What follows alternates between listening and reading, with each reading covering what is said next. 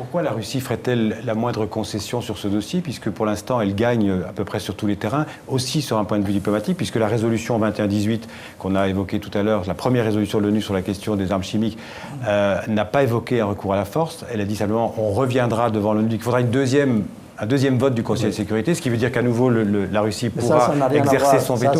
Non, c'est autre chose, mais je veux dire en termes diplomatiques, en termes de pourquoi la Russie ferait-elle des concessions, puisqu'on voit bien que pour l'instant elle remporte des victoires diplomatiques. Les Russes et les Américains sont en train de se parler, les 5 sont en train de se parler, et ils font des... Il y a eu aussi une déclaration présidentielle au sujet de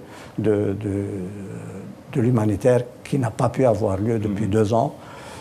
Il y a des petits progrès qui sont faits dans ce domaine.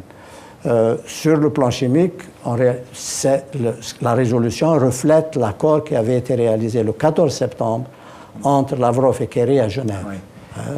Et qui disait, là aussi, enfin pour vos spectateurs, oui. Les Russes ne cachent pas, ils le disent très très fort, ce qui s'est passé en Libye ne se repassera plus.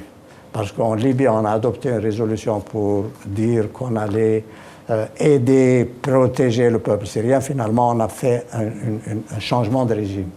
Ouais. Et on n'utilisera plus le Conseil de sécurité pour une affaire comme celle-ci. Les Russes ne s'en cachent pas. Mais pourquoi